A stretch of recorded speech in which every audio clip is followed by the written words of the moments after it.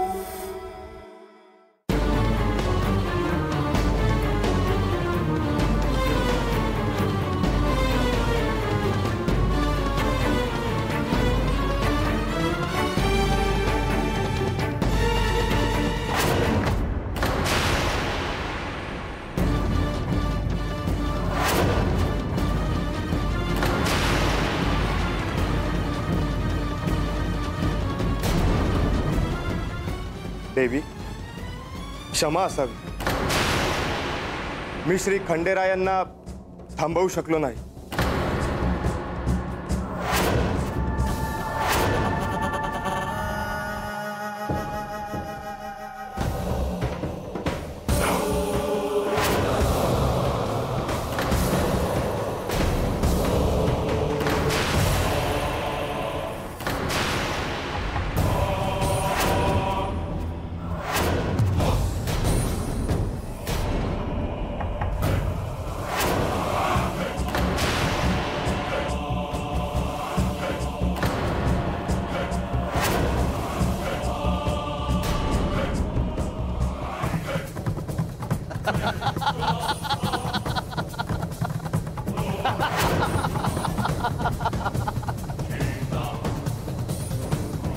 हे देवी, हे महाकाल, जागी हो माते, जागी हो आणि विनाश कर या साऱ्याचा विनाश। देवी जागी हो, जागी हो, जागी हो, जागी हो। देवी जागी हो, तुझ्यातल्या रौद्र रूपाला जाग कर देवी, जागी हो।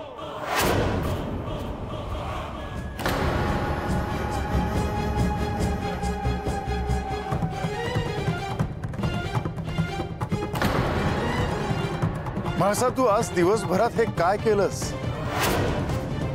या सृष्टीला लागलेले ग्रहण केवळ तुझ्या क्रोधासाठी तसेच ठेवायचे होते? म्हाळसा, तुझ्या क्रोधाला मी सामोरा जात आहे, परंतु या प्रकारात इतर जीवही ओढले जाणार नाहीत, हे तुझे दायित्व आहे। ही परिस्थिती कोणी आणली? याला कारणीभूत तुम्ही आहात। म्हाळसा, आपण एकमेकांवर अपार प्रेम केलं आहे, असे असताना तुला असे हे दोषारोप करणे शोभत नाही। इथे माझी शोभा झाली आहे, सारा जग हसता आहे मला। हा माझा अपमान आहे आणि तो मी विसरू शकत नाही। मी तुम्हाला तिच्याकडे जाऊ देणार नाही।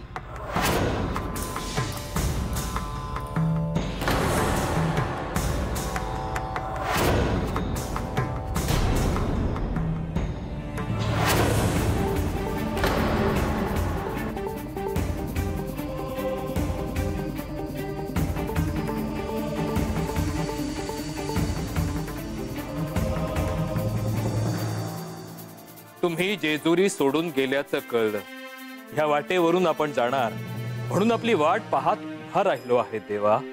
शुक्राचार्य, शिवभक्ती करणाऱ्या प्रत्येकाच्या हृदयात माझा निवास आहे। तेव्हा आपण इथे येण्याचे कष्ट का घेतले? देवा, आपण श्री मार्तंड भैरवांचं रूप घेतल्यानंतर सगळी व्यवस्था नव्यानं बांधायला घेतली होती. आता कुठे समाजाची घडी नीट बसते आहे. बघ आता हे सगळं कोण पाहिल? म्हाळसा,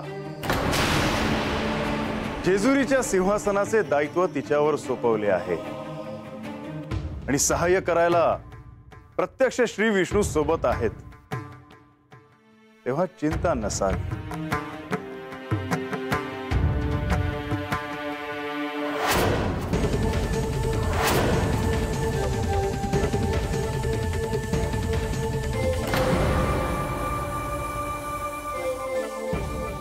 आपल्या विवाहात सप्तपदीच्या वेळी पंचमहाभूतांच्या साक्षीने तुम्ही जी वचनं घेतली होती त्याचं काय झालं? तुम्ही कधीही असत्य वचन घेत नाही. मग त्या वचनाचं काय? दिलेल्या शब्दाला न जागणे, तेही आपल्या प्रिय व्यक्तीच्या, हा गंभीर अपराध आहे आणि त्याचे शासन व्हायलाच हवे. जोपर्यंत मी या सिंहासनावर बसू नाही, जोपर्यंत याचे दायित्व माझ्याकडे आहे, तोपर्यंत या राज्यातल्या स्त्रीवर मी अन्याय होऊ देणार नाही.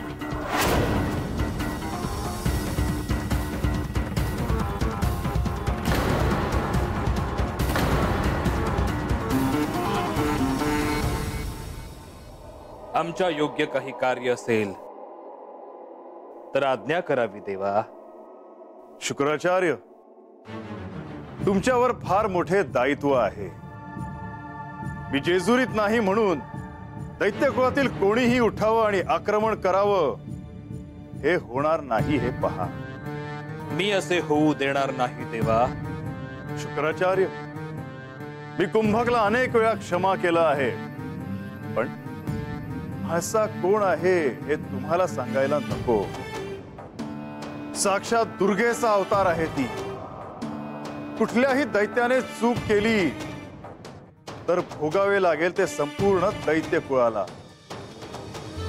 शुक्राचार्य, ह्याचे स्मरण असू द्या की म्हाळसा म्हणजेच व्याघ्रेश्वरी, काली, पार्वती.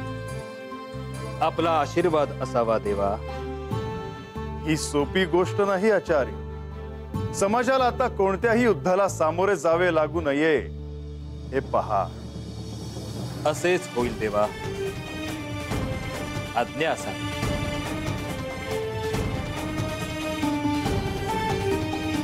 शुभम भवतु.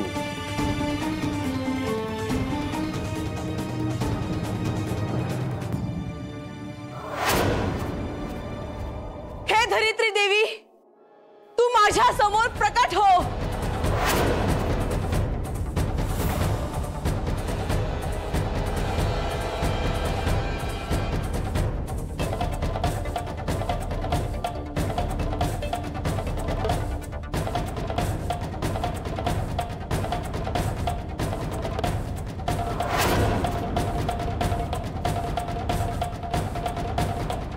हे देवी, आज तुम्ही मला जेजुरीत का बोलावले आहे? हे धरित्री देवी, तुझ्यावर सारी जीवसृष्टी उभी आहे. तू सगळ्यांचा सांभाळ करतेस. तुझ्या गर्भात ज्वालामुखी निद्रिस्त आहे, त्याला जागा कर आणि तुझ्या कंपनाने श्री खंडेरायांना थांबव. देवी, ते साक्षात जगतपालक आहेत. मी हे कृत्य कसे करू? तूही एक स्त्री रूप आहेस. तुला माझे दुःख का कळत नाही? आणि तुला जर ते कळत नसेल तर माझी आज्ञा आहे. तशी आपली इच्छा देवी.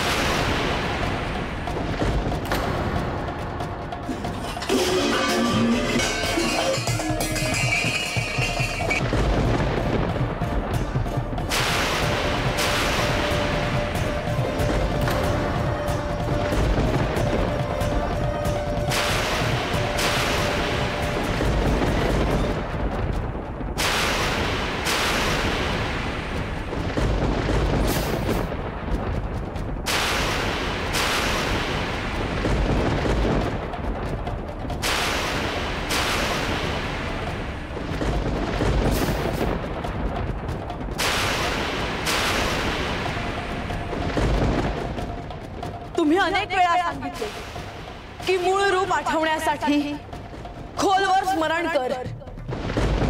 खोलवर स्मरण मी केले आणि मला मीच सापडले. मी म्हाळसा, जिच्याशी खंडेरायांचा विवाह झाला. तुमची अर्धांगिनी हीच माझी ओळख आहे. माझे स्थान मी दुसऱ्या कोणालाही घेऊ देणार नाही. स्वतःच्या पती पुढे अशी संकट उभी करताना मला आनंद होत नाही. पण काय करू, तुम्हीच ती वेळ आणली आहे.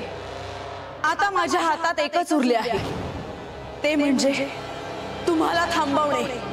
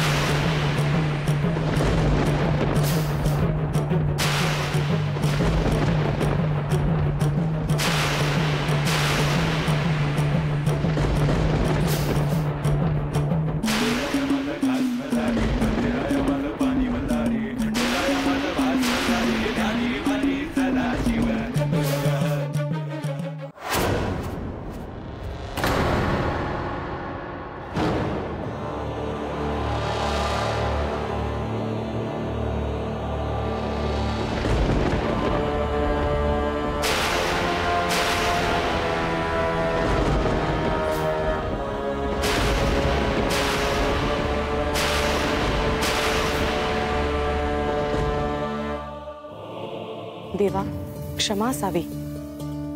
हे धरित्री, हे करताना भोळ्या भाबड्या जीवांचा आणि सृष्टीचा विचार करायला हवा. क्षमा असावी देवा, पण प्रत्यक्ष श्री म्हाळसा देवींनी आज्ञा केल्यावर माझ्याकडे दुसरा पर्याय नव्हता. हे धरित्री देवी, मी माझे दायित्व विसरलो नाही.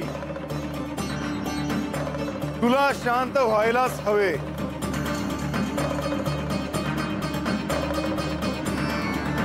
श्री धरित्री देव्यै नमः. नमो नमः स्वः. श्री धरित्री देव्यै नमः. नमो नमः स्वः. श्री धरित्री देव्यै नमः. नमो नमः स्वः.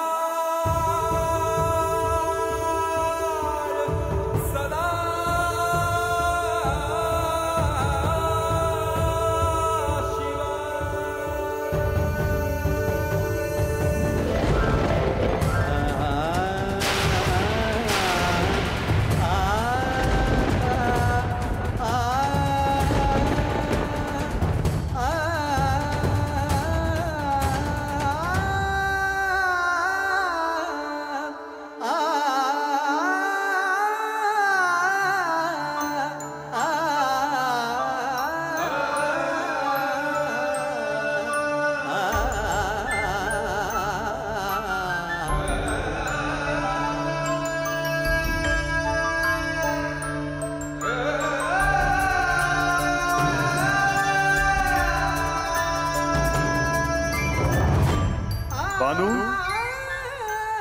मला तुझ्याकडे येताना वाटेत कितीही विघ्न आली तरीही मी येईनच. मला तुझ्याकडे येण्यासाठी कोणीही अडवू शकत नाही.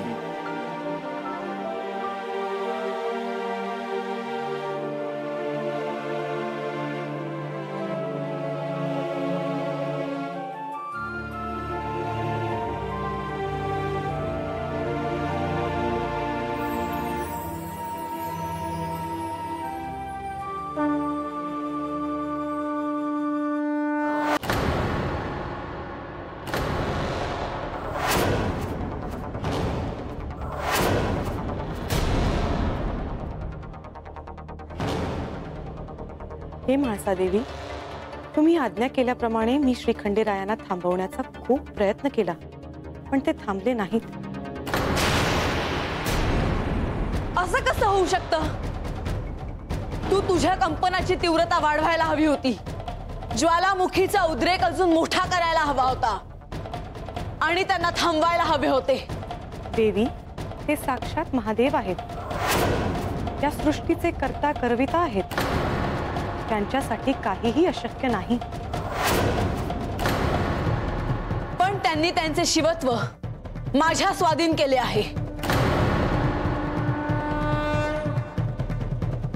ते इथे या देवघरात शक्तिरूपात जागे आहे. देवी, शांत व्हा. शिवाची शक्ती आणि सत्ता अमर्यादित आहे. त्यांना हरवणे शक्य नाही. का नाही? मी ते करून दाखवेन आणि त्याला तूही साक्षी असशील. तुला माझ्या शक्तीची कल्पना नाही. देवी, मी तुम्हालाही शरण आहे. परंतु तुम्ही क्रोध आवरला नाही तर तुमच्या हातून खूप मोठे अघटित घडू शकते. माझे पती परत आले नाहीत तर तसंच होईल. शांत व्हा देवी, शांत व्हा.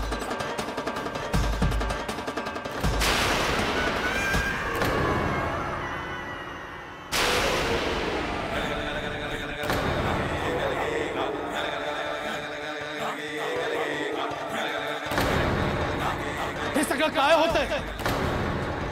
माझ्या या अघोरी साधनेमध्ये हा अडथळा कसला? नाही नाही, हे कदापि शक्य नाही. अशक्य आहे, हे अशक्य. माझा दार उघड बाळा. कुठून घेऊ नकोस दार उघड माझा. माझा ऐक माझं. माझा माझा दार उघड ग. माझं दार उघड. अहो अहो तुम्हीच काहीतरी करा ना. तरी मी आपणास बजावले होते की तिचे मन दुखावेल असे काही करू नका, पण आपण नाही ऐकलेत माझे. मी जे काही केलं ते आपल्या मुलीच्या भल्यासाठीच केलं. आपल्या सगळ्यांवर रागवून तिने स्वतःला आतमध्ये कोंडून घेतलंय. आपल्याला तर तिचा स्वभाव ठाऊकच आहे. आता जोपर्यंत ती शांत होणार नाही तोपर्यंत ती काही बाहेर येणार नाही. पण आपण असं हातावर हात धरून सारं पाहत राहायचं का? आत माझी पोर कशी असेल, तिच्या जीवावर काही बेतलं तर नसेल ना. काहीतरी करा हो. तुम्ही नुसते उभेच राहा इथे. दार उघड ग बाई.